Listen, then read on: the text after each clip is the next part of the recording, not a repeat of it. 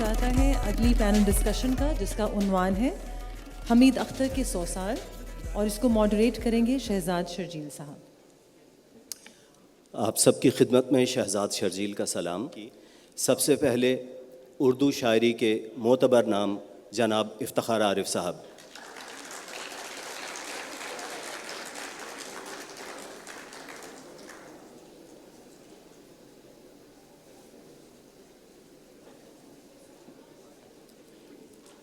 मुसन्निफ़ tele drama के निस्बत से मोतबर नाम जनाब असगर नदीम सैयद साहब।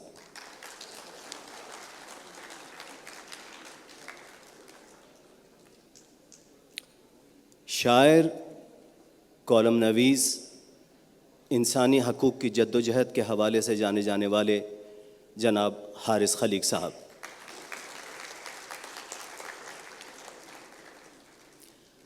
आज की इस नशिस्त में एक तरह से ख़ास मेहमान, नामवर अदाकार और आज जिस शख्सियत पर हम गुफ्तगू करने जा रहे हैं, हमीद अख्तर साहब, उनकी साहिबजादी सबा हमीद।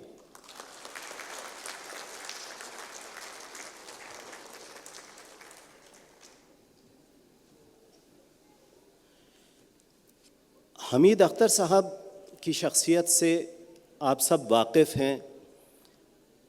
अंजुमन तहरीक तरक्की पसंद मुसन्निफ़ीन, कम्युनिस्ट पार्टी ऑफ इंडिया की दागबेल, क़याम पाकिस्तान के बाद यहाँ की कम्युनिस्ट पार्टी के सिलसिले में जद्दोजहद, उस जद्दोजहद के सिलसिले में क़ैद व बंद की सऊबतें भी काटीं, फ़राइज़ मनसबी से माज़ूल भी किए गए।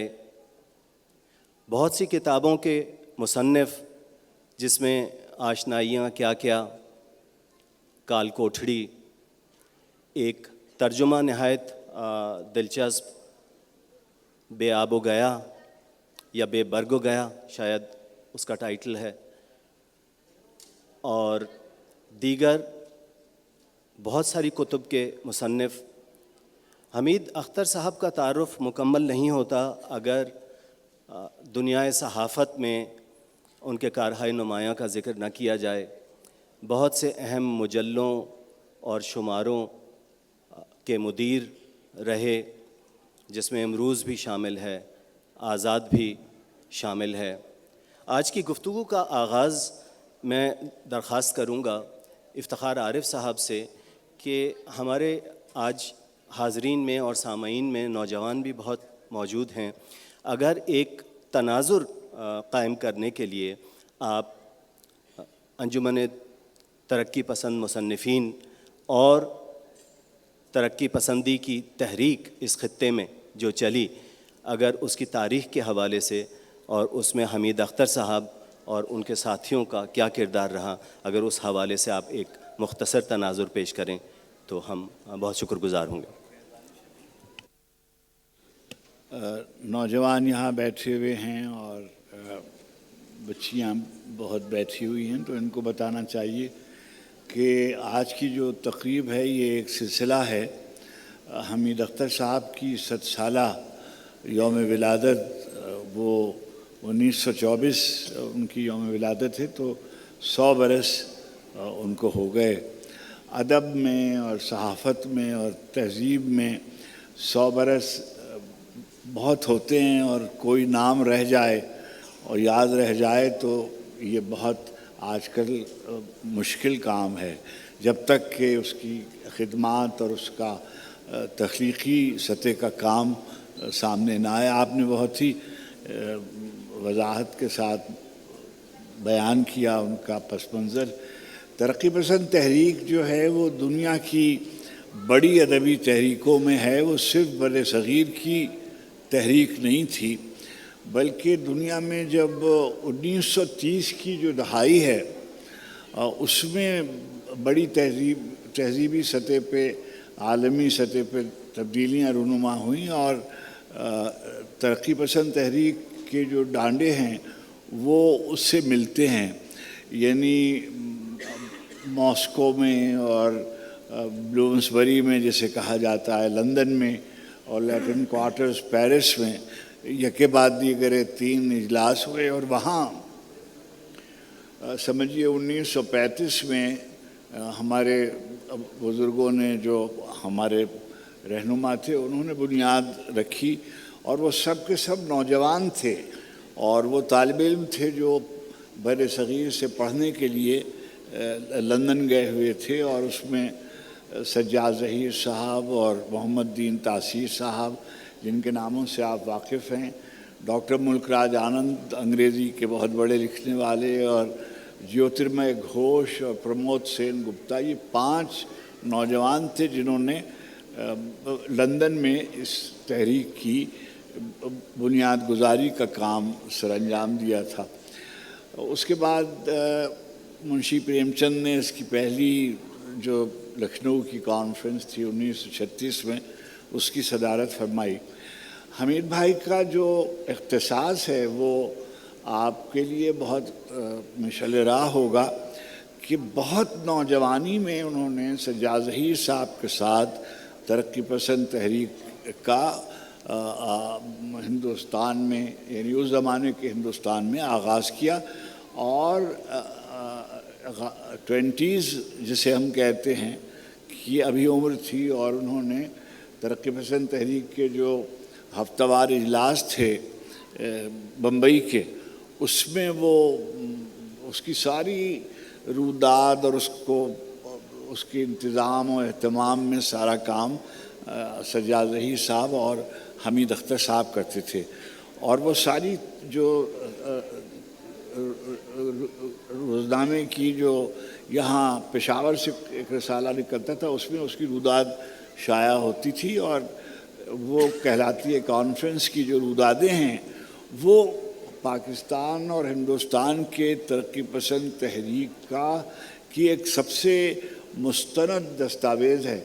1946 اور 47 کا زمانہ یعنی تقسیم کا زمانہ تھا، اور کمیونسٹ پارٹی بھی مشکل میں تھی کیونکہ انگریز حکومت ان کے خلاف تھی، اور وہ قوم پرستوں کے بھی خلاف تھی، اور ان دونوں کے باوجود جو ہماری ترقی پسند تحریک کا جو ہراول دستہ تھا، جس میں اس زمانے میں سجاد ظہیر صاحب اور خواجہ احمد عباس اور کرشن چندر اور عصمت چغتائی اور سجاد ظہیر، یہ سب اس میں شریک ہوتے تھے، اس کی ساری روداد اب شائع ہو گئی ہے، اور بہت بعد میں وہ پرچے برآمد ہوئے، اور اس کی روداد حمید اختر صاحب نے ہی مرتب کی۔ اگر آپ اس کو پڑھیے تو آپ کو اندازہ ہوگا کہ کتنے مشکل زمانوں میں ترقی پسند تحریک کے جو اہداف تھے، مختصراً ایک جملے میں اگر میں آپ سے کہوں کہ اس ملک میں لٹریری ایکٹیوزم کی اگر بنیاد تھی تو وہ ترقی پسند تحریک کے ذریعے قائم ہوئی، اور اس نے جتنے بڑے ادیب بر صغیر کو دیے مختلف زبانوں کو، میں سمجھتا ہوں کہ اس کے بعد کسی ایک تحریک نے اتنے بڑے لوگ پیدا نہیں کیے۔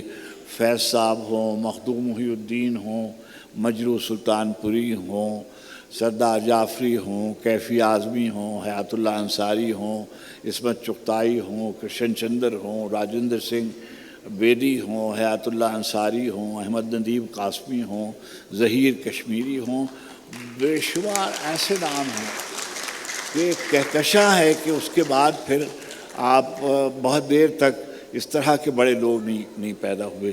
اور حمید اختر صاحب ظاہر جن لوگوں نے ان کو دیکھا ہے، یعنی صبا کی طرف سے منہ میں ادھر کر کے کہوں، صبا میں ان کی بہت مشابہت ہے، اور وہ بے حد، اب یہ بات میں کہہ رہا ہوں، اب مجھے کہنا چاہیے، بے حد خوبصورت آدمی تھے اور بہت خوش لباس آدمی تھے۔ اور میں نے حمید بھائی کو دیکھا تو ظاہر ہے کہ وہ میری نوجوانی کا زمانہ تھا، اور وہ اس منزل سے گزر رہے تھے۔ نہایت خوش گفتار آدمی، نہایت خوش لباس آدمی۔ اچھا، اس زمانے میں پاکستان آئے، اور وہ سیکرٹری جنرل کے ساتھ کمیونسٹ پارٹی نے پاکستان کے قیام کی توثیق کی تھی اور سجاد ظہیر صاحب آئے اور یہاں کمیونسٹ پارٹی کی بنیاد رکھی گئی، اور حمید اختر صاحب ان کے سمجھیے شریک تھے اور سیکٹری کے طور پہ انہوں نے کام کیا۔ 3 بار وہ مختلف زمانوں میں جیل کی قید و بند کی صعوبتیں برداشت کی، اور یہ جو بیٹے قید و بند کی صعوبتیں اس زمانے کی ہیں وہ ساری روداد قفس جو ہے وہ پہلے اخبارات میں شائع ہوئی، پھر کال کوٹھڑی میں بھی اور یعنی اگر آپ ان تحریروں کو پڑھیں، میں 1-2 جملے اس کے بارے میں کہوں کہ جو پریزن سٹوریز ہیں وہ بہت لکھی گئی ہیں، یعنی لیٹن امریکہ میں بھی اور یورپ میں بھی، اور فیشزم کے زمانے میں بہت لوگ قید ہوئے تو انہوں نے اپنا اکاؤنٹ دیا ہے۔ حمید اختر صاحب کے اکاؤنٹس اگر آپ دیکھیے تو آپ کو اندازہ ہوگا کہ وہ اس بیرک میں رکھے گئے تھے جس میں پھانسی کے منتظر قیدی رکھے جاتے تھے، اور ان کو اس سیل میں رکھا گیا تھا، مگر جب آپ ان کی تحریریں دیکھیں گے تو اس میں کہیں رونا پیٹنا آپ کو نظر نہیں۔ ہمارے انور مقصود صاحب نے حبیب جالب کی کتاب کی تقریب رلوائی میں ایک بات کہی کہ بعض لوگ ہیں جو ایک دن جیل ہو آتے ہیں اور ایسا لگتا ہے جیسے ساری زندگی انہوں نے جیل میں گزاری۔ افتخار صاحب، میں آپ کے پاس دوبارہ آتا ہوں۔ آپ نے بہت سیر حاصل گفتگو کی، اسپیشلی کال کوٹھڑی کے حوالے سے، رویداد انجمن کے حوالے سے بھی، اور ظاہر ہے بہت اہم ہے آج کی تقریب کے 100 سال ہو چکے ہیں ان کی ولادت کو، بلکہ بعض تواریخ کے مطابق 101 برس ہو چکے ہیں، تو سلامی تو بنتی ہے۔ تو یہ آکسفورڈ یونیورسٹی پریس کی جانب سے ایک خراج تحسین انہیں پیش کیا جا رہا ہے۔ صبا میں آپ کی جانب آنا چاہتا ہوں، یہ میں تذکرہ بعد میں کرنا چاہتا تھا لیکن افتخار صاحب نے وہ بات چھیڑ ہی دی ہے۔ بہت ہی خوشکن اور حوصلہ افزا ایک صورتحال ہے کہ اگر آپ احمد بشیر صاحب کو انٹرنیٹ پہ تلاش کریں تو ان کا تعارف جو آپ کو ملے گا ویکیپیڈیا پہ، وہ ملے گا رائٹر، فادر آف بشرا انصاری۔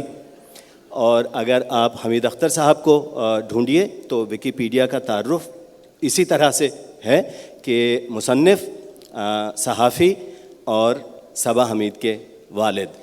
تو میرے خیال میں نہایت خوشکن اور حوصلہ افزا بات ہے۔ صبا، آپ یہ فرمائیے کہ ان کے خاندان کے فرد ہونے کے حوالے سے تو گفتگو آپ سے ہوگی ہی، خود ایک ذی شعور شخص، ایک پروفیشنل جس نے اپنی فیلڈ میں نام پیدا کیا، آپ نے اپنی زندگی کے مختلف ادوار میں ان کی تحریر و تقریر اور ان کے عمل کو کیسا پایا؟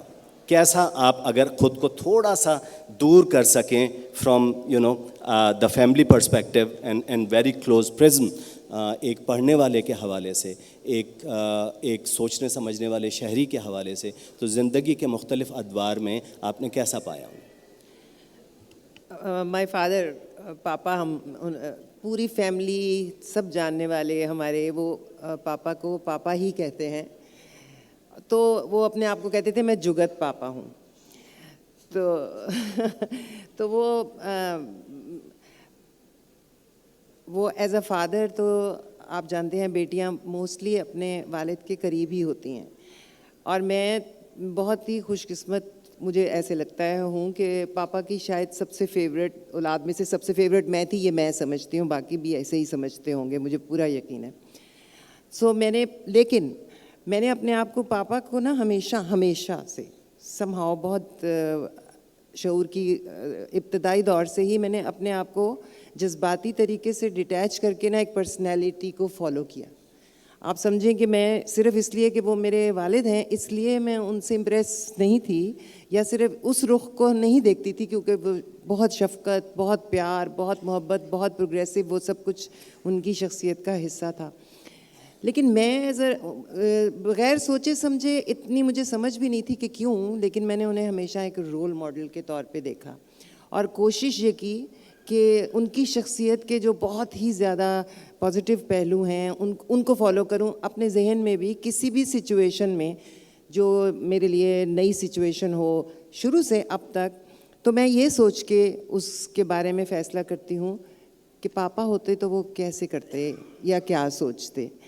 تو اس لیے میں ایکچولی ہی ایک تھرڈ پرسن والی پرسنالٹی بھی رکھتی ہوں کہ میں ان کو دور سے جیسے دیکھ کے ان کی پرسنالٹی کو فالو کرتی رہی ہوں, کوشش کرتی رہی ہوں. ان کی ایکچولی تو ہماری پہچان پاپا رہے اور ہیں. یہ ویکیپیڈیا جو ہے نا, یہ اس کو کچھ اتنا پتہ نہیں ہے کیونکہ میں تو پاپا کی پہچان نہیں ہوں. پاپا از مائی آئیڈینٹی.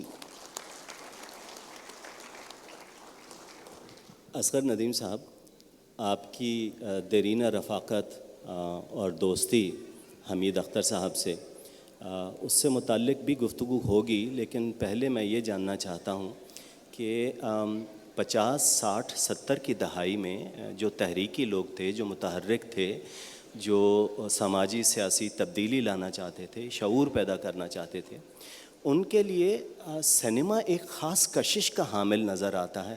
یوں لگتا ہے کہ وہ ایک سماجی تبدیلی کے لیے یا شعور کی بیداری کے لیے سنیما کو ایک نہایت اہم میڈیم گردانتے تھے. احمد بشیر صاحب کو اگر آپ دیکھیں تو انہوں نے بھی فلمز بنائیں, اور حمید اختر صاحب کو اگر آپ دیکھیں تو انہوں نے بھی فلمز کے اسکرپٹس لکھے. تو ذرا سا اس حوالے سے بتائیے گا کہ اس دور میں سنیما کی اہمیت اور اس کو جس طرح سے برتا گیا, اس حوالے سے کچھ ہمیں بتائیے. دیکھیے, یہ وہ دور ہے کہ میری نسل ابھی آ رہی ہے اور ہم ان کو دیکھ کے, یہ جیسے بتایا گیا رول ماڈل, ہم ان سے بہت انسپائر اور متاثر تھے. ابھی میں حمید اختر صاحب سے ملا نہیں تھا, یہ وہ ارلی زمانہ ہے. فیض صاحب سے میں مل چکا تھا. اب صورتحال یہ ہے, سینما پہ میں ذرا سا ایک سیکنڈ بعد آتا ہوں. بات یہ ہے کہ 2 طرح کے ترقی پسند تھے اس وقت. موسٹلی شاعر تھے, آپ کو علم میں ہے, مخدوم محی الدین, مجاز, ساحر لدھیانوی, علی سردار جعفری, کیفی اعظمی, فیض صاحب, یہ وغیرہ وغیرہ بہت ایک. تو ان میں ایک خاص قسم کی رومانٹسزم تھی, اور ہماری نسل اس رومانٹسزم میں پھنسی ہوئی تھی. ہم سوچ رہے تھے بس انقلاب اگلے دروازے پہ کھڑا ہے, اور ہم اس نوعیت سے ان سب کے قریب ہو رہے تھے. جبکہ اکثر موقعوں پر فیض صاحب نے ہمیں ٹوکا بھی کہ بھائی یہ انقلاب اتنا آسان نہیں ہے, آپ لوگ ابھی بچے ہو, ابھی آپ اس طرح کے خواب مت دیکھو. حمید اختر واحد آدمی تھا جس نے کبھی رومانٹسزم میں سانس نہیں لیا. ورکر تھا اور لیڈر تھا. بیک وقت ورکر ہونا اور لیڈر ہونا ایک بہت مشکل بات ہے. اس میں یہ دونوں پہلو تھے. آشنائیاں کیا کیا جو جس کا ذکر کیا ہے, اور جس کا ذکر افتخار عارف نے کیا ہے, وہ رپورٹیں آپ پڑھیں.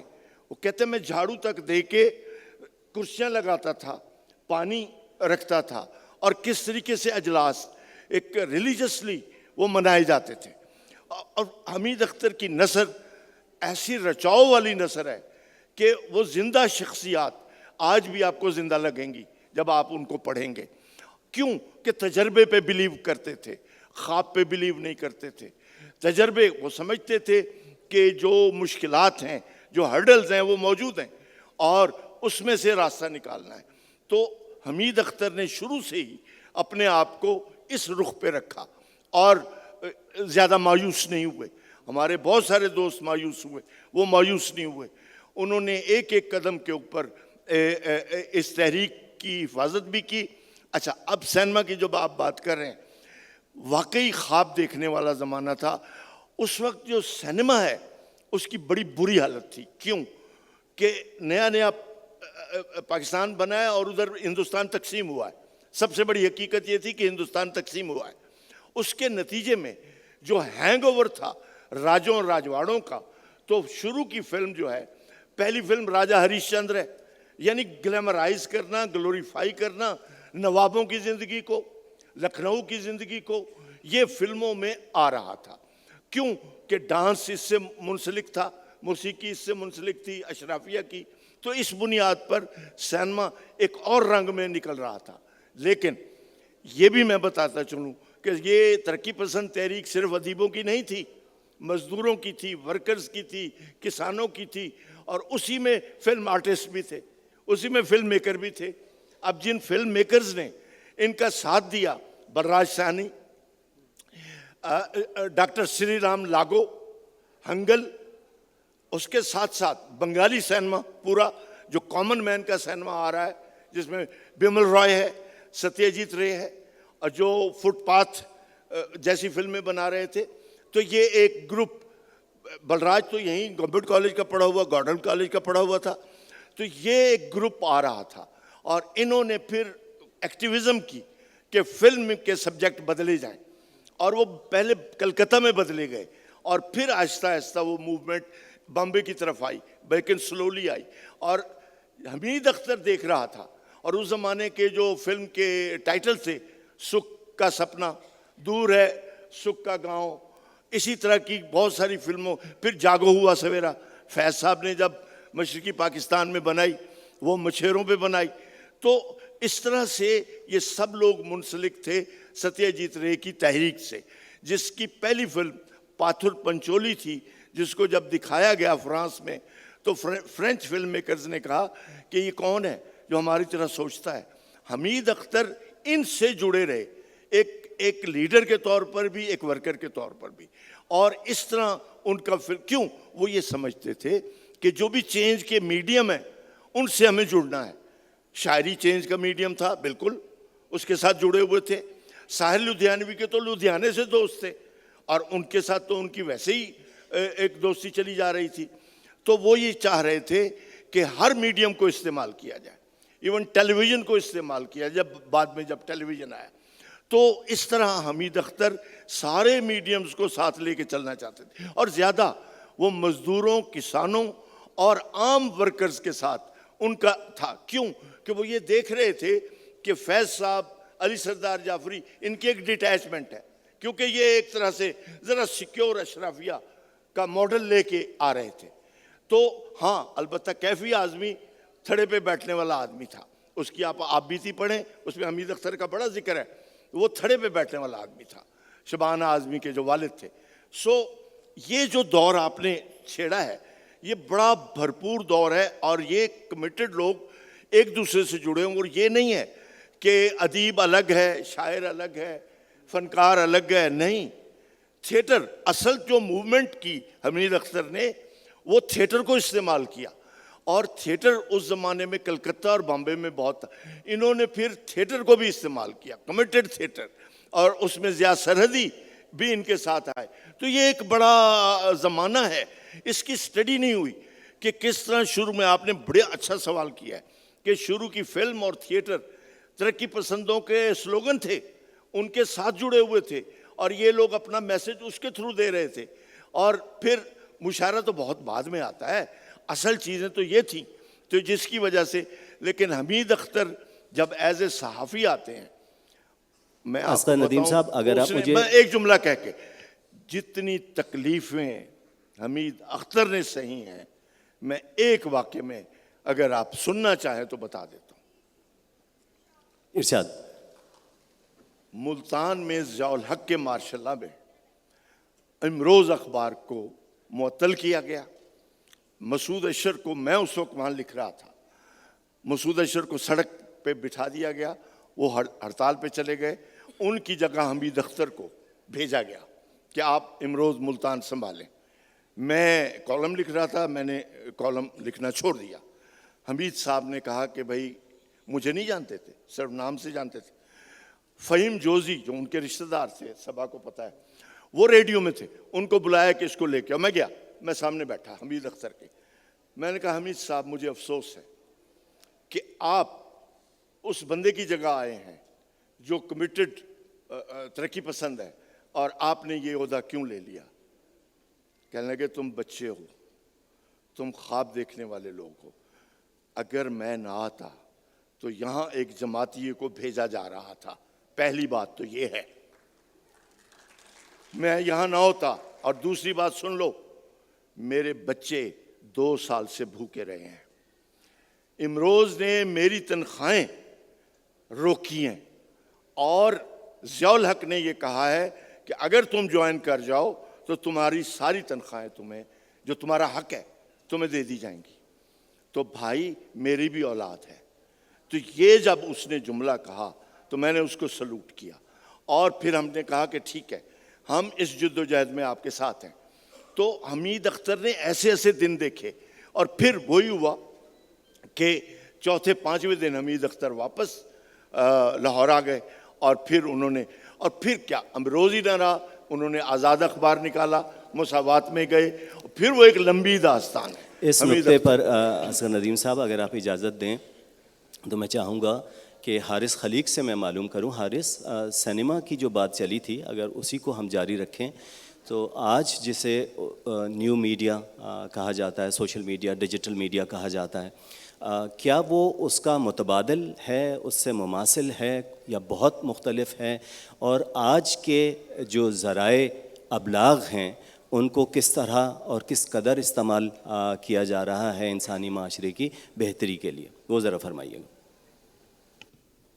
جی بہت شکریہ شہزاد، مجھ سے آپ نے بڑا عمومی سوال پوچھا ہے تو میں اس کا آپ کو تھوڑا خصوصی بھی پوچھوں گا۔ اچھا، عمومی سوال کا جواب یہ ہے کہ جتنے نئے پلیٹ فارمز ہیں اور جتنے نئے ذرائع ابلاغ ہیں وہ اسی تسلسل میں ہیں جو پچھلے 100-150 سال کا فلم کا، ریڈیو کا، ٹیلی ویژن کا۔ ہم بھول جاتے ہیں کہ یہ 100-125 سال کی گفتگو ہو رہی ہے جب آپ سنیما کی بات کرتے ہیں، جب آپ تھیٹر تو پرانا ہے، ناٹک پرانا ہے، وہ سب پرانی چیزیں، لیکن جو یہ جتنے ویژول میڈیا ہیں یہ سب انسانی تاریخ میں کوئی طویل ان کا زمانہ نہیں ہے، تو یہ اس کا تسلسل ہے۔ تو آپ یہ شکلیں ہیں مختلف، ٹیکنیکس الگ ہیں، سٹائلز الگ ہیں، اب لیکن آپ کے فون میں آ گیا، اتفاق سے وہ میری بیٹی لے گئی ہے میرا فون، ورنہ میں آپ کو دکھاتا کہ ایک پوری فلم اس پہ ڈاؤن لوڈ ہو جاتی ہے اور آپ اسکرین پہ دیکھ لیتے ہیں۔ تو یہ تسلسل ہے، کہانی کہنا بنیادی طور پہ، جیسے یہاں ہم بیٹھے ہیں تو یہ بھی ایک غار، اور اس غار میں روشنی کا تصور ہی ہے نا، جو ہمارے کمرے ہیں، جو ہمارے بڑے کمرے ہیں، آڈیٹوریمز ہیں، تو وہی اس کا، مجھے نہیں لگتا کہ کہانی سنانا انسان کو اور کہانی سننا اچھا لگتا ہے، اور اس کو آپ تصویری شکل میں دکھائیں تو اور اچھا لگتا ہے کیونکہ آپ اس کردار سے ریلیٹ کرتے ہیں۔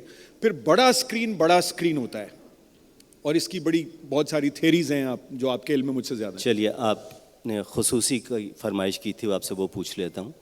آپ کے والد صاحب کے حوالے سے اور خود آپ کے حوالے سے جو آپ کے قریبی تعلقات اور مراسم حمید اختر صاحب سے رہے، آپ نے کن کن شخصیات کے ساتھ انہیں دیکھا؟ اپنے والد کے حوالے سے بتائیے اور اپنے تعلق کے حوالے سے بھی بتائیے، لیکن چونکہ آپ میرے دوست ہیں آپ کو میں ذرا مخل آسانی سے ہو جاؤں گا تو ذرا مختصر۔ تو باقی سے آپ کے تعلقات اچھے نہیں ہیں؟ نہیں، ایک بزرگی کا بھی وہ۔ اچھا، نہیں، اس میں جو یہ بھی خصوصی سوال نہیں ہے، یہ نجی سوال ہے اس کا، لیکن میں آپ کو ایک بتاؤں کہ میرے والد 1942 میں 1942 میں لکھنؤ سے لاہور آ گئے تھے اپنی کچھ، کیونکہ میرے دادا کمیونسٹ پارٹی آف انڈیا میں تھے تو ان کی برادری کا کچھ حصہ، کچھ رشتہ دار دور کے افتخار بھائی کے علم میں وہ لاہور میں تھے، تو وہ 1942 میں لاہور آئے، تو یہ جو 4-5 دوستیاں زیادہ ہوئیں۔ میرے والد ذرا کم آمیز تھے، پیچھے زیادہ رہتے تھے، اتنے متحرک نہیں تھے، لیکن ان کی بہت قریبی دوستی جن لوگوں سے ہوئی اس میں ان میں، اور وہ جاری رہی آخر تک، اور اس میں ایک بہت بڑی سبب اس کا یہ ہے کہ ان سب لوگوں نے ناکام فیچر فلمیں بنانے کی کوشش کی، ناکام ہوئے جو بھی فیچر فلم۔ احمد بشیر صاحب، صفدر میر صاحب، حمید اختر صاحب، میرے والد پران نیول صاحب اس وقت تک لاہور میں تھے، کیونکہ یہ جو آپ کا تقسیم ہے یہ اس کے بعد ہوئی ہے۔ تو یہ سارے مڈ 40s میں یہ یہاں سے بامبے چلے گئے تھے، کوئی کبھی گیا، صفدر میر، احمد بشیر اور میرے والد تو ساتھ گئے تھے، حمید اختر صاحب بھی آگے پیچھے، یہ سب بامبے چلے گئے، اور آنا جانا، اور انہوں نے، اصغر ندیم سید صاحب نے اپٹا کا ذکر کیا تو انڈین پیپلز تھیٹر ایسوسی ایشن، پروگریسو رائٹرز ایسوسی ایشن، اور جو بھی بحریہ کی بغاوت ان لوگوں نے دیکھی 46 میں، جو یہ سب وہاں رہے۔ پھر ظاہر ہے کہ یہ تقسیم کے بعد واپس آ گئے، اور واپس آ کے انہوں نے فلمیں بنانے کی کوشش کی، اور 2 ناکام منصوبے 1960 کی دہائی میں، میری ارلی 60s میں غالباً، جو میں نے بعد میں سنا ہے، وہ حمید اختر صاحب نے اور میرے والد نے ایک 2 مرتبہ فلمیں بنانے کی کوشش کی، جس میں حمید صاحب اس کے پروڈیوسر تھے اور والد میرے اس کے ڈائریکٹر تھے، اور اسکرپٹ بھی کچھ لکھوائے گئے، لیکن وہ ان کو فائنینس کرنا اور انہیں پھر بنانا، وہ ایک، پھر کسی کو جیل ہو جاتی تھی، کیونکہ وہ بھی ایوب کا زمانہ تھا نا, صرف ضیاء کا زمانہ تو نہیں گزرا. ایوب کو اب سمجھا جاتا ہے پاکستان میں کہ بڑے انہوں نے خیر کے کام کیے ہیں, جو کہ بالکل غلط ہے. تو یہ کب کوئی جیل چلا گیا, کوئی ملک بدر ہو گیا, کوئی واپس آ گیا, پھر مختلف شہروں میں تھے, تو وہ ناکام ہو گئے سارے منصوبے. تو حمید اختر صاحب سے میری جو آخری تفصیلی ملاقات ہے, ویسے یہ اس وقت روس میں پڑھتی تھیں جب میں چھوٹا تھا, اس وقت میرے بال بھی تھے, اسکول میں تھا. تو جب ابھی یہ لندن میں ہم ملے ہیں تو ان کو بڑی دیر لگی یاد آنے میں. تو یہ روس سے آئی ہوئی تھیں لاہور, اور انہوں نے ہمیں فین روڈ سے اپنے گھر لے کے گئی تھیں, جہاں میرے والد کا دفتر تھا, فین روڈ. تو یادداشتیں ان کے ساتھ بڑی دلچسپ ہیں. اور حمید اختر صاحب جیسے افتخار عارف صاحب نے فرمایا کہ بہت ہی خوش لباس آدمی تھے, اور نہ صرف خوش لباس تھے بلکہ ان تمام کا ایک بڑا طور طریقہ تھا. آخری اس روایت کے آدمی ہمارے شہر میں اشفاق سلیم مرزا صاحب تھے, جو اسی روایت کے آدمی تھے کہ صبح 7 بجے بھی آپ ان سے ملنے جائیں تو انہوں نے 3 پیس سوٹ پہنا ہوتا تھا, چاہے جون کا مہینہ کیوں نہ ہو. ملتان میں آخری ملاقات, طویل ملاقات جو حمید اختر صاحب سے سن 2007 کی غالباً بات ہے. یہ 8 میں تو ڈیتھ ہوئی ہے نا ان کی, کب ہوئی ہے؟ 11 میں ہوئی ہے. سن 2007 کی بات ہے, اور وہ بڑی, میں جلدی سے سناتا ہوں آپ کو کہ صبح کوئی 8 بجے کا وقت تھا. اصغر ندیم سید صاحب بھی اس یعنی کار خیر میں شامل تھے.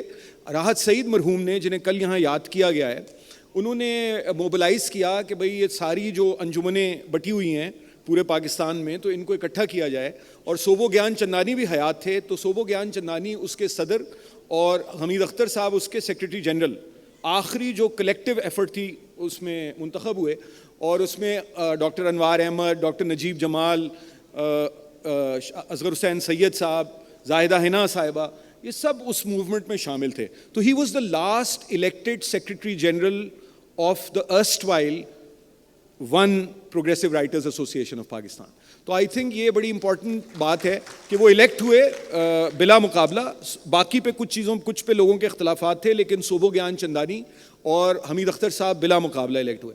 تو ناشتہ صبح ہم کہیں ایک جگہ ٹھہرے ہوئے تھے. اس وقت میں چونکہ ہیومن رائٹس کمیشن میں کام نہیں کرتا تھا, تو تھوڑا سا صاحب وسیلہ تھا, تو میں ایک ہوٹل میں ٹھہرا ہوا تھا. لیکن ظاہر ہے کہ یہ لوگ ایک کسی بڑے کوئی ایک وہ تھا, کوئی بڑا سا کوئی مکان لیا ہوا تھا. تو میں ناشتہ کرنے جب صبح وہاں پہنچا 8 بجے, تو میں نے تو وہی اپنا مخصوص جو جینز اور ٹی شرٹ پہنی ہوئی تھی, ایک باقی سب کرتے شلوار میں اور جو بھی, ایک آدمی ہیڈ ٹیبل پہ سوٹ میں ملبوس بیٹھے ہوئے ہیں اور پراٹھا اور انڈا کھا رہے ہیں.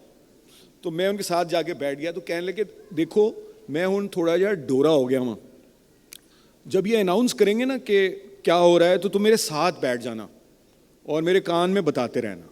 تو میں نے یہ کام کیا 2 دن ان کے ساتھ, کہ وہ میں ان کے ساتھ بیٹھ جاتا تھا کان میں. دوسرے کہتے تھے کہ انڈے پہ تمہارا باپ کہتا تھا کہ انڈے کے اوپر سیاہ مرچ زیادہ ڈال کے کھایا کرو. تو یہ مجھے ابھی بھی یاد ہے. میں نے کہا جی, اس وقت میرے والد کی ڈیتھ ہوئی تھی 1 سال پہلے.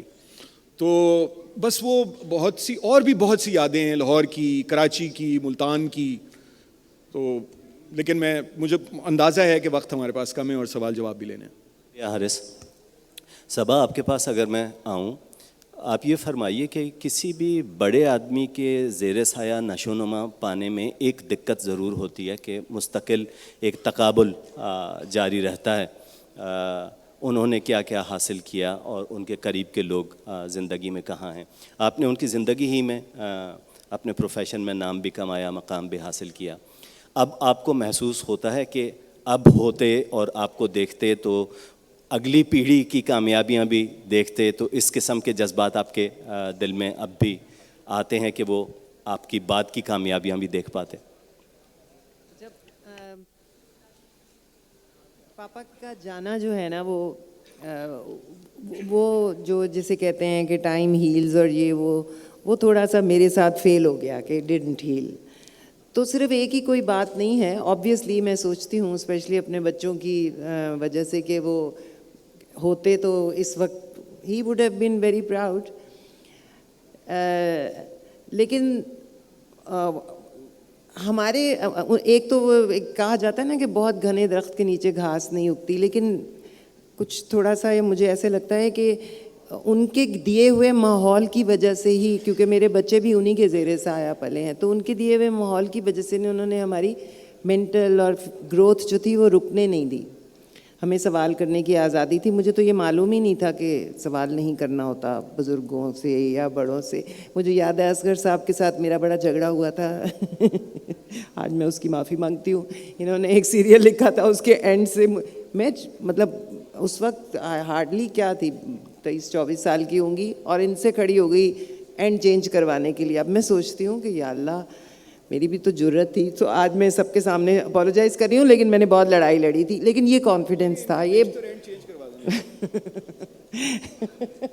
نہیں, اگر میں وہ واقعہ تھوڑا زیادہ نہیں, میرا سیریل تھا اس میں یہ عین جوانی کے عالم میں بوڑھی بنی اور ماں بنی, اور ایک قتل کے بعد یہ ان کو عمر قید کی سزا ہو جاتی ہے, اور جیل میں بیٹی پیدا ہوتی ہے.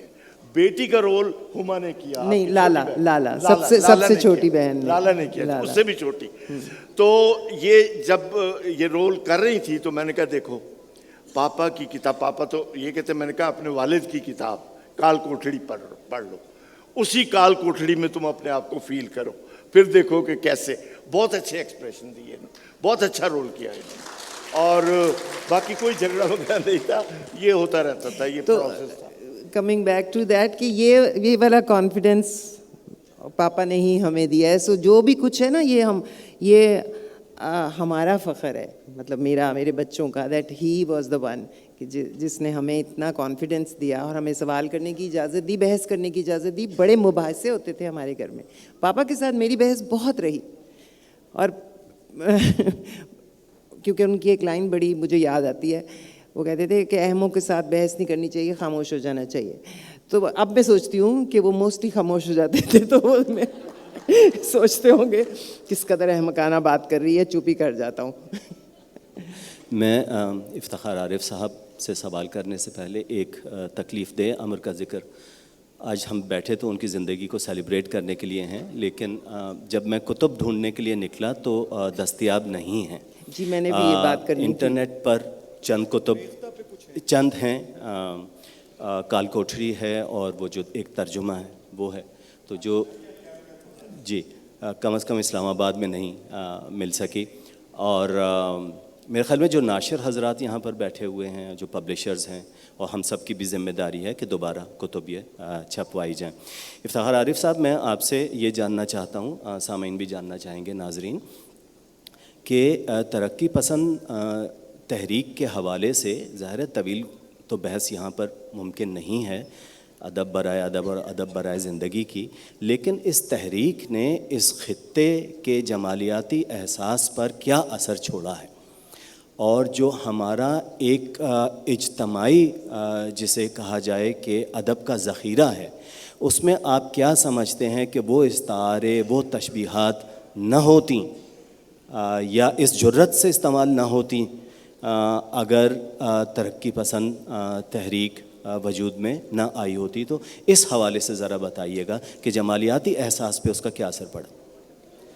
دیکھیے, جو موضوعات ہیں مثلاً ترقی پسند تحریک کے افسانہ نگاروں کے یا ناول نگاروں کے, تھیٹر کی اور سنیما کی اور فلم کی بات ان کی, وہ دیکھیے اور پھر آپ اس سے اندازہ کیجئے کہ ابھی آپ نے جن کا ذکر کیا یہاں ذکر نہیں ہوا, اور انہوں نے افسانے بھی لکھے بہت, اور ان کی ایک کتاب ہے وہ بھی راولپنڈی اسلام آباد میں بھی کسی کتاب خانے میں نہیں ہے, اور لاہور میں بھی دستیاب نہیں ہے, لامکان, جس میں ان کے افسانے ہیں.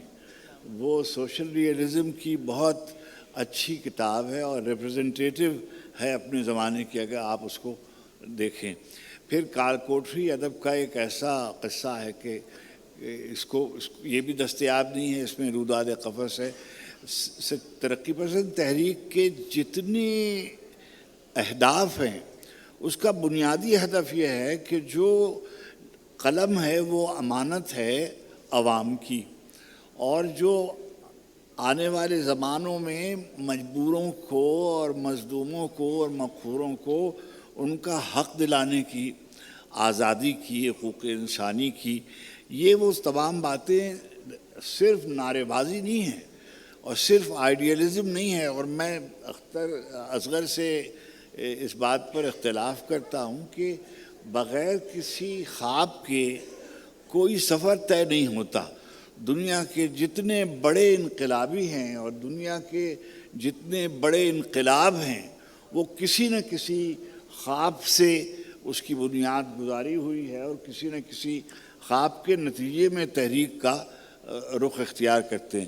چنانچہ آپ دیکھیں گے کہ ترقی پسند تحریک کی اگر آپ فہرست بنائیں گے تو پورے بر صغیر کے عوام میں بیداری پیدا کرنے کے لیے اور ظلم کے خلاف نبرد آزما ہونے کے لیے آزادی کی جد و جہد میں جتنا کام سر انجام دیا. دوسری بات جتنے متصادم اسٹیبلشمنٹ کے جو لوگ تھے چاہے وہ مثلا مذہب کے سلسلے میں رواداری کا رویہ یہ ترقی پسند تحریک کی دین ہے. نیکیوں کی ظلم سے مبارزت کا رویہ یہ ترقی پسند تحریک کی دین ہے. جبر کے خلاف انکار کا رویہ یہ ترقی پسند تحریک کی دین ہے.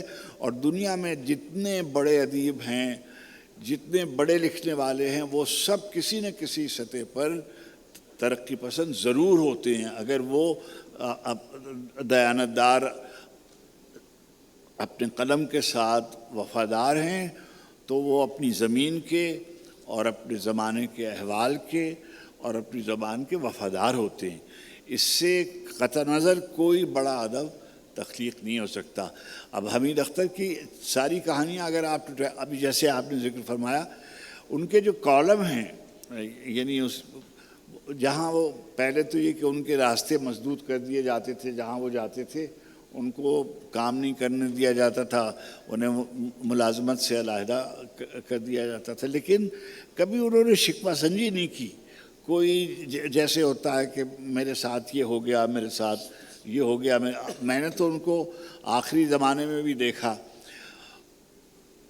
آشنائیاں کیا کیا آپ دیکھیے. ہمارے زمانے میں روزانہ ادیبوں اور شاعروں کے درمیان ہزار طرح کی باتیں ہوتی رہتی ہیں. آپ تو ماشاءاللہ جوان آدمی اس جھگڑے کو زیادہ جانتے ہیں. سجاد ظہیر صاحب کے بارے میں, صفت حسن کے بارے میں, جوش صاحب کے بارے میں, ساحر کے بارے میں, جو ان کے خاکے ہیں آشنائیاں کیا کیا میں, جس کو آپ بیٹے کہتے ہیں پین پورٹریٹس. اردو میں خاکوں کی جو روایت ہے اس کی وہ بڑی کتاب ہے. میں نے سبا سے بھی کہا تھا اور شاید میں نے ان کی کسی کتاب کی تقریب رونمائی میں حاضر بھی ہوا تھا لاہور جب اس کی پہلی کتاب ان کو شائع ہوئی تھی, تو وہ فراہم نہیں ہے بالکل. جب میں نے یہ بات لندن کے میرے دوست جو ہیں قائم خانی, میں نے ان سے کہا کہ بھائی 100 برس ان کو ہو گئے ہیں تو اب آپ کچھ کیجئے, تو انہوں نے جشن کا اہتمام کیا. اور یہ بہت عجیب و غریب بات ہے کہ حمید اختر صاحب کے بارے میں جو پہلی تقریب ہوئی وہ سبا بھی آئی ہوئی تھیں اور حارث اس کے گویا آپ کی جگہ سے ترجمانی کر رہے تھے, مگر ہمارے ہاں اس طرح سے یاد ان کو نہیں کیا گیا. یہ ایک ہمارے ہاں ایک عمومی رویہ ہے کہ اپنے بڑوں کو اس طرح سے یاد نہیں کرتے جس طرح سے یاد کرنے کا حق ہے. بہت شکریہ افتخار صاحب. ہمارے جو حاضرین ہیں ان کے لیے وقفہ سوالات ہے. اس سے پہلے میں ایک بات کہنا چاہوں گا, اور اس کا اگر کوئی جواب ہو تو میری درخواست یہ ہوگی کہ ان سوالوں کے جواب کے ساتھ ہی ضمناً جو ہے ایک لائٹر نوٹ پہ میں ان کا واقعہ سنانا چاہتا ہوں. سر وہ اس میں آ جائے گا, یقیناً سوالات میں ضرور آئے گا. چونکہ خواب کی بات کی افتخار عارف نے, امیدی اور نا امیدی کی, افتخار عارف صاحب نے امیدی اور نا امیدی کی بات کی. ایک انٹرویو میں حمید اختر صاحب نے فرمایا ساحر لدھیانوی سے متعلق کہ اس کی سیاسی بصیرت کا میں معترف ہوں. جب وہ یہاں سے لوٹ جانا چاہتا تھا اور میں اسے منا رہا تھا کہ وہ یہاں سے نہ جائے, تو اس نے کہا کہ یہ معاملہ چلنے والا ہے نہیں, اور وہ درست کہتا تھا. تو اتنے آپٹیمسٹ لوگ اور اتنے پر امید اور عملی جد و جہد کرنے والے لوگ بھی کبھی کبھی مایوسی اور نا امیدی کا شکار ہو سکتے ہیں. خود افتخار عارف صاحب جو ہیں وہ دلاسا تو دیتے رہتے ہیں کہ تماشا کرنے والوں کو خبر دی جا چکی ہے, مگر بتاتے نہیں ہیں کہ کب پردہ گرے گا, کب تماشا ختم ہوگا. تو اس کے ساتھ ہی ہم جاتے ہیں اپنے حاضرین کی طرف. آپ اپنا ہاتھ بلند کیجیے گا, مائک آپ تک پہنچ جائے گا, اور سوال کیجیے گا اور یہ بھی فرمائیے گا کہ آپ کس سے مخاطب ہیں. جی.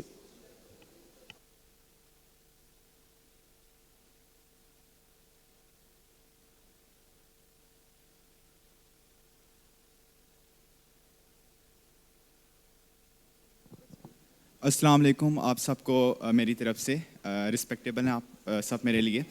میرا آپ لوگوں سے یہ کویشچن ہے کہ جیسے آپ نے حمید اختر صاحب کے بارے میں عرض کی ہے کہ انہوں نے ترقی پسندانہ اپنی سوچ کی وجہ سے بہت زیادہ ٹرائلز فیس کیے. ضیاء الحق کا بھی دور تھا. تو میرا آپ لوگوں سے کویشچن یہ ہے, جنرلی آپ کوئی بھی آپ میں سے آنسر کر سکتے ہیں کہ آج کل کے دور میں کوئی بھی ترقی پسندانہ نظریات رکھتا ہے, یا تو اس سے ویسٹرن لوبی کا کہا جاتا ہے, یا پھر اسے موب لنچ کر دیا جاتا ہے. تو ان سب چیزوں کو مد نظر رکھتے ہوئے ہم ینگ جنریشن کیسے حمید اختر صاحب کی لیگیسی کو آگے بڑھا سکتے ہیں ایک پروگریسو معاشرہ اور ایک ترقی پسندانہ معاشرہ بنانے کے لیے, جہاں پہ ٹولرنس ہو, برداشت کا مادہ ہو, جو انفارچونیٹلی یہاں پہ لوگوں میں ختم ہو گیا. Thank you. کون رضاکار کرے گا؟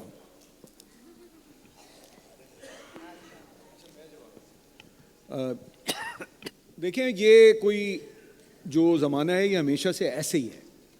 یہ کوئی پاکستان میں جو آپ سن رہے ہیں کہانیاں, تو کچھ لوگوں کو کوئی اس کی تھوڑی سی قیمت چکانی پڑتی ہے. اور بس یہ ہے کہ میرا خیال ہے کہ اور لوگ ابھی بھی اس جد و جہد میں لگے ہوئے ہیں. ابھی سندھ میں رواداری مارچ ہوا ہے اتنا امپورٹنٹ, تو ایسا تو نہیں ہے کہ کچھ نہیں ہو رہا. دوسرے تھیٹر ہے, آرٹ ہے, شاعری ہے. مشکل حالات ہیں, عدم رواداری ہے, ایک وہ اسپینش انکوزیشن اور وچ ہنٹ کا زمانہ ہے پاکستان میں آج کل, لیکن اس میں بھی لوگ راہ نکالتے ہیں. اور ایک چیز کا بس دھیان رکھنا چاہیے, وہ یہ کہ جد و جہد کرنے, مزاحمت کرنے اور بد تہذیبی میں فرق ہوتا ہے. اور یہ ہمارے جتنے بزرگ تھے یہ اپنے مخالفین کے لیے وہی رواداری دکھاتے تھے جو افتخار عارف صاحب نے فرمایا تھا کہ کیسے مختلف طبقات کو, مختلف الخیال لوگوں کو ساتھ لے کے چلنا ہے. تو وہ کریں اور اپنی بات کہتے رہیں, اور تھوڑی بہت کاسٹ تو میرا خیال ہے ہم سبھی کسی نہ کسی سطح پہ دیتے ہیں اور دیتے چلے آ رہے ہیں. یہ دیکھو بیٹے کہ اس وقت بھی فیض صاحب کو اگر آپ پورا پڑھیں تو انہوں نے کیا کیا تانا نہیں سہا, کمیونسٹ, ماسکو نواز, یہ وہ, تو انہوں نے خندہ پیشانی کے ساتھ ساری چیزوں کو دیکھا اور اپنا راستہ نکالا, اور نئی نسل کو مایوس نہیں ہونے دیا. میں امیجیٹ ان کی نئی نسل میں تھا, اور صبا یا حارث, تو ایسے ہی ہے کہ آپ کو قیمت جیسے انہوں نے کہا دینی پڑتی ہے. اور یہ دور مشکل دور ہے, دور وہ بھی مشکل, بہت شدید مشکل دور تھا. اب تو چلو وسائل ہیں, اب تو ہم سوشل میڈیا استعمال کر کے کیتھارسس کر لیتے ہیں. اس وقت تو کچھ نہیں تھا. یہ حمید اختر گھروں میں پمفلٹ بانٹتا تھا. اب آپ ذرا پڑھیں اس کو کہ کس کس طریقے سے حمید اختر جو تھا, مثال کے طور پر بامبے میں اگر اجلاس ہو رہا ہے تو کیا میڈیم تھا اطلاع دینے کا؟ کوئی نہیں تھا. یہ سائیکل پہ نکلتے تھے, اور کس کس طریقے سے ان کو پتا تھا کون سے کوارٹر ہیں جہاں جا کے یہ پرچی ڈالنی ہے. تو بھائی یہ بڑا مشکل عمل ہے, اور ان لوگوں نے وہ کیا. اب میری شہزاد ایک بالکل 10 سیکنڈ میں ایک میں بات کروں. ہاں 10 سیکنڈ. اپنا وقت جو ہے دوسروں کی تنقید اور اعتراضات کا, ناجائز تنقید, جو جائز تنقید ہے اسے اپنے آپ کو درست کرنے کے لیے استعمال کرنا چاہیے. دوسروں کی ناجائز تنقید, اعتراضات اور گالیوں کے جواب میں وقت صرف کرنے کے بجائے اپنی بات مسلسل آگے بڑھانے میں وقت صرف کرنا چاہیے. جی, ایک تجویز یہ ہے کہ جتنی دیر آپ سوال سوچتے ہیں, اگر صبا کچھ اقتباس پڑھنا چاہیں یا کوئی شذرہ پڑھنا چاہیں, اگر آپ تیار نہیں ہیں تو اتنی دیر ہم سوال لے لیتے ہیں. آپ تیار ہو جائیے. چاہتا ہوں جی سوال کر لیجئے. محبوب ظفر صاحب آپ اتنی دیر دیکھ لیجئے کیا پڑھیں. جی سرجی, اصل میں دیکھیے آپ نے خود کہا کہ حمید اختر صاحب جو ہے وہ بھی تھوڑے بہت مایوس اور نا امیدی ان کو ہو گئی تھی. اور یہ واقعتاً ہماری کتنی بدقسمتی ہے کہ ہمیں اگر حمید اختر صاحب کی کتابیں بھی یہاں پہ میسر نہیں ہیں. مجھے افتخار عارف صاحب نے حکم دیا تھا ابھی 2 مہینے پہلے ان کی کتاب تلاش کرنے کے لیے، تو آپ یقین کریں کہ میں لاہور کے ایک ایک پبلشر کے پاس گیا، ان کی کتابیں جنہوں نے چھاپی تھیں وہاں سے کتاب نہیں ملی، اور پھر کراچی میں جا کر فضلی سن سے 2 کتابیں ان کی میسر آئیں. تو کتنے بڑے آدمی کی کوئی کتاب یہاں پہ نہ ہونا اور اتنے بڑے بڑے اداروں کے ہوتے ہوئے نہ ہونا، یہ کتنی بدقسمتی کی بات ہے. اور میں سمجھتا ہوں کہ اس پر ضرور غور کرنا چاہیے، اور حمید اختر صاحب کی کتابیں جو تمام کتابیں ہیں وہ نئی نسل کے لیے بھی بہت ضروری ہے کہ وہ دستیاب ہونی چاہیے. بہت شکریہ محبوب ظفر صاحب. صبا آپ کچھ پڑھیں گی؟